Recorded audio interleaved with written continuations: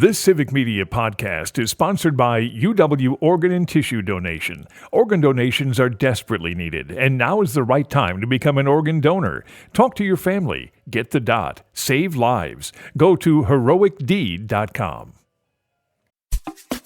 This is your WGBW Daily News Roundup for the Talk of Green Bay, 97.9 FM and 1590 AM. For 97.9 WGBW News, I'm Lisa Hale. Northeast Wisconsin broke records yesterday with its high temperatures. Green Bay saw 49 degrees, which broke the record set in 1914 of 46. Appleton's high was 48, breaking the 1947 and 1989 records of 43 degrees.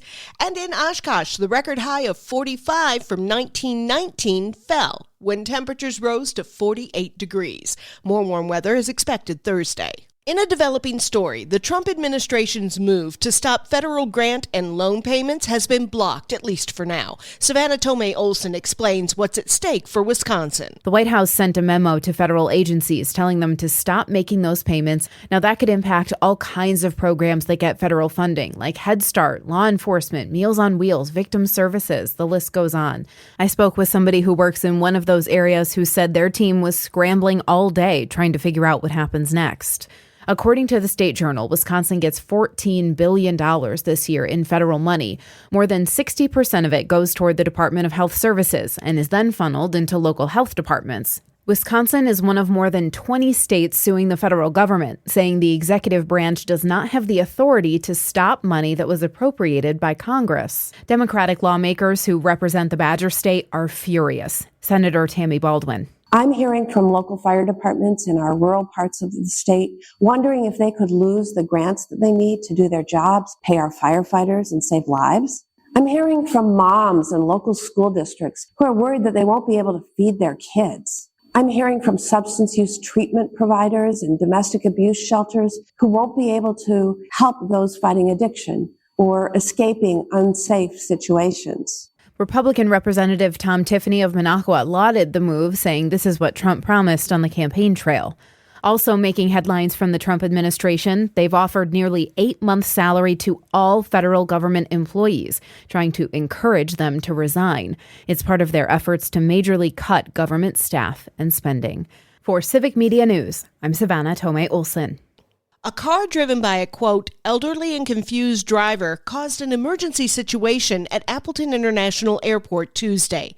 Outagamie County Sheriff's officials say the woman drove past security through an open gate for construction vehicles. The woman was stopped by deputies a short time later. Sheriff's officials described it as an unintentional act that was resolved quickly. No one was hurt, and no airport employees or passengers were ever in any danger. 2 Wisconsin Supreme Court justices have been asked to step away from ruling on Act 10. Republican lawmakers are asking Justice Janet Protasiewicz to step aside in the case that seeks to overturn a 2011 law that ended collective bargaining for most state workers. Protasiewicz campaigned as an opponent of Act 10 when she ran for justice in 2023. She called the law unconstitutional. Conservative Justice Brian Hagedorn helped draft Act 10 when he was Governor Scott Walker's chief legal counsel, and Democratic lawmakers have asked him to recuse himself from the case. He's been a congressman for Wisconsin's 7th Congressional District, a Fox News contributor, and now Wisconsinite Sean Duffy is the Secretary of the U.S. Department of Transportation. The Senate confirmed Duffy Tuesday in a bipartisan vote of 77 to 22. Duffy has pledged to reduce regulations, improve airplane safety, and encourage the development of self-driving vehicles. Duffy represented the 7th Congressional District from 2011 to 2019. He resigned in the fall of 2019 to help care for his newborn daughter with a heart ailment. Republican lawmakers are presenting a bill that they say will protect Wisconsin school children from gun violence. State Senator Corey Tomczyk of Mosinee and State Representative Scott Allen of Waukesha have co-authored a bill allowing teachers and school staff to carry guns on campus. In a press release, Allen said the bill is at the request of the Germantown School Board, who wrote in 2023, quote, "The gun-free school zone signs do nothing but notify a criminal that there will be few, if any, people in the building who can defend themselves," end quote. Allen proposed very similar legislation in April 2023, but it failed to pass when no action was taken on the bill by the time the legislature adjourned in April of 2024. Allen said this bill avoids a statewide solution, but allows each district to make a choice currently prohibited by state law. Governor Tony Evers has clean water on his mind. Savannah Tomei Olson has the story. Governor Tony Evers is lowering the threshold for lead poisoning. He approved a new emergency rule from the Department of Health Services that drops the threshold from 5 micrograms per deciliter to 3.5 micrograms per deciliter. That brings the standards in Wisconsin closer to recommendations from the CDC. It means more children exposed to lead will be eligible for services. Just last week, a Milwaukee student tested positive for lead poisoning, and health officials believe they were exposed at school. No level of lead is considered safe for kids. Evers also allocated $5 million in federal funding toward lead and PFAS abatement efforts in well water. Since 2022, 684 wells have been decontaminated, rebuilt, or closed under that program. His next budget also includes $6.2 million to go toward lead and PFAS removal efforts. I'm Lisa Hale, 97.9 WGBW News. For news anytime, log on to WGBW.FM.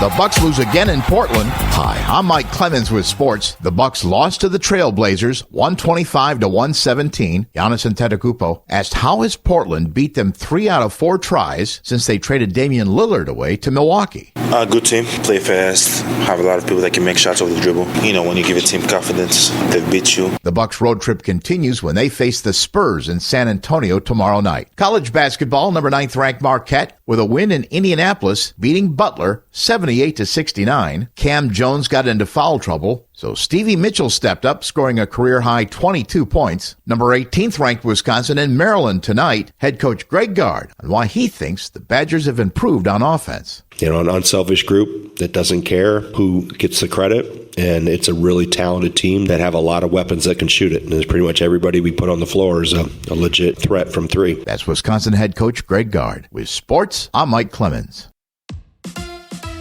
On your entertainment beat, I'm Pete Schwaba. A popular TV detective will say goodbye once again. As a big fan of detective shows, I've really enjoyed Bosch and been through the entire series twice. Titus Welliver plays the uncompromising LA detective based on the lead character in Michael Connelly's crime novels. When the original show ended, it was spun off into Bosch Legacy, and its 3rd and final season will drop on Freevee March 27th, according to Deadline. If you like cop shows, both Bosch and Bosch Legacy are worth a peek. The Jonas Brothers are great at reinventing themselves, and there is a new iteration. The musically talented bros, Nick, Jonas, and Kevin, will play themselves trying to get home from London to New York in time for Christmas with family. Really thinking outside the box there. According to Deadline, Disney is hoping to have the film ready for a 2025 release. You guys think they'll make it home in time? Expect a nail-biter, ladies and gentlemen. A forgotten actor joins the cast of a forgotten TV show. I always wondered why Jason Patric never achieved bigger status as an actor. He always does solid work, and now will be doing it on a TV show that has been demoted from network TV to Peacock, but is part of a huge franchise known as Law & Order. Patrick, who is Jackie Gleason's grandson, will join Christopher Maloney in the cast of Law & Order Organized Crime for Season 5 as Detective Tom McKenna. There is no official date as to when Season 5 will drop. One of Pete's picks, a complete unknown. I'm not exactly going out on a limb here as it's Oscar nominated. The film follows Bob Dylan's transition from folk and the acoustic guitar to rock and playing a more electric sound. The narrative uses Dylan's music as a through line, starting with his arrival in New York at the age of 19. 3 of the film's cast members, Timothée Chalamet, Edward Norton, and Monica Barbaro, are all nominated for Oscars. Definitely worth a look. Lady Gaga is not used to getting bad reviews when it comes to her music or acting. That ended big time when Joker Folie à Deux was panned by critics and audiences alike. Gaga put things in perspective in a recent chat with Elle magazine, saying people just sometimes don't like some things. She sounded unfazed, though, continuing